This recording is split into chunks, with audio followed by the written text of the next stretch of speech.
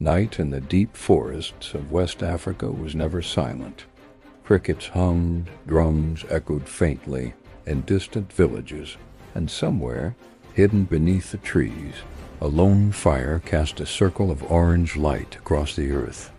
An old oracle sat before it, her voice low, chanting visions of the future. She spoke of a boy who would one day command armies, a boy who would build an empire from dust, a boy who would hold back the might of Europe with nothing but strategy, courage, and prophecy. That boy would become Samori Tour, but he didn't begin as a warrior. He began in chains. As a young teenager, Samori was captured by slave raiders. His mother, terrified of losing her only son, offered herself in his place. Samori watched as she was taken away, and in that moment, something inside him changed. Freedom would never be enough. Safety would never be enough. He made a silent vow that day. He would build a power so strong that no African mother would ever again have to trade herself to save her child. He spent years paying for his mother's release, serving under powerful traders, learning the routes of caravans, the language of diplomacy, and the secrets of warfare from the shadows. While other boys learned to hunt and farm, Samori studied tactics. He listened to the old warriors talk about defending villages. He watched battles from afar, and at night he returned to the oracle, the woman who saw destinies. "You will walk through fire," she told him once, "but you will not burn. Instead, you will rise." Samori rose faster than anyone expected. By his early 20s, he had gathered loyal warriors, men who had also lost family to raids, men who had tasted injustice. Samori trained them not like tribesmen, but like an army. Drills, ranks, hierarchies, signals, scouts. Every warrior carried 2 weapons and a promise: never bow, never break, never surrender Africa. These men became the core of what would grow into the Wassoulou Empire, an enormous territory spanning what is now Guinea, Mali, Sierra Leone, and Cote d'Ivoire. Samori built cities. He built trade routes. He built fortresses. And he united people not with fear, but with vision. Africa strong, Africa independent. But across the ocean, Europe had different plans. The French army, armed with rifles and cannons, marched into West Africa, determined to break the growing empire. They expected an easy victory. After all, they had conquered kingdoms with centuries of history. What they didn't expect was Samori Tour. When the French burned his capital city, he didn't fall. When they outnumbered him 4-1, he didn't falter. Instead, he adapted. Samori scattered his warriors into the forests and mountains, turning his empire into a battlefield without borders. He mastered guerrilla warfare before the phrase even existed. His soldiers moved like shadows, appearing, striking, vanishing. French officers described fighting him as battling a ghost. Villagers called him the general of the invisible army.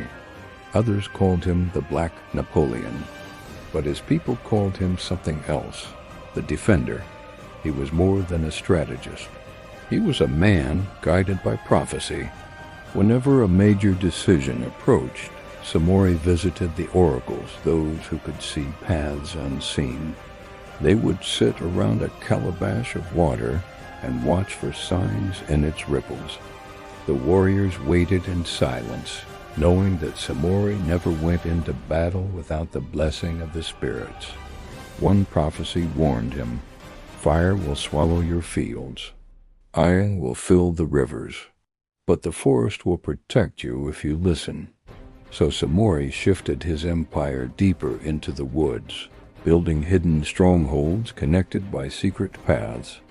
His armies moved silently through thick trees, using the land as a weapon. They attacked supply lines. They sabotaged river crossings. They raided French camps at night like phantoms. General after general attempted to crush him.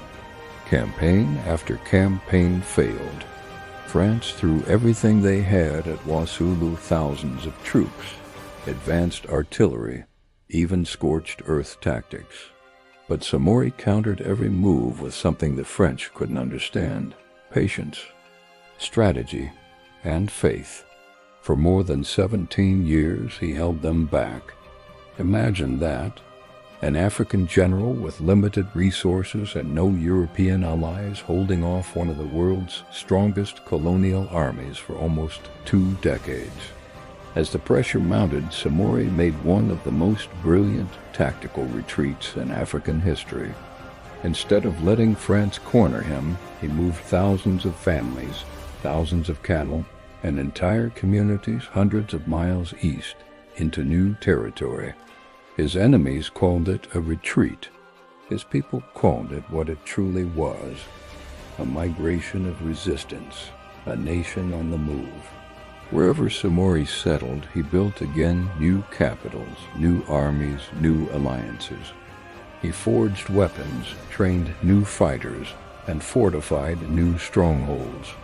His empire stretched and shifted like a living organism. By the late 1890s, the French surrounded him with multiple armies. Ammunition ran low, crops were burned, rivers were blocked. Even the oracles grew silent, their visions clouded by smoke and war. But Samori refused to surrender. When he could no longer protect the whole empire, he protected the people. He ordered soldiers to escort villagers into safe territories. Finally, in 1898, while moving with his last loyal fighters and refusing to abandon the resistance, Samori was captured. The French expected him to beg. Instead, he stood tall and said, "I fought you because I love the freedom of my people. I fought you because my land is mine." Remember that. The French exiled him to Gabon, hoping his memory would fade. It didn't, because something strange happened. Even after Samori was gone, the French still feared him. Villagers whispered that Samori would return. Warriors told their sons that his spirit still walked the forests. Oracles said that his voice could still be heard when the wind rustled through the leaves. Samori Toure didn't just fight for land. He fought for dignity, for honor, for the right of Africans to determine their own fate. And though France captured his body, they never captured his legacy. Today, his descendants include leaders, scholars, and even presidents. His story fuels African literature, music, and resistance movements. Statues stand in his honor. Songs carry his name. The courage of the Wassoulou warriors echoes in the pride of West Africa. He was once called the Black Napoleon, but truth be told, Napoleon never held off a global empire for 17 years. Napoleon was never guided by the oracles. Napoleon was never a symbol of liberation to millions. Samori Toure wasn't a Black Napoleon. He was something greater, a warrior prophet, a strategist king, a general who carved his name across the map of Africa. And long after empires rise and fall, his story will remain a testament to what courage, vision, and spirit can build, even in the face of the impossible.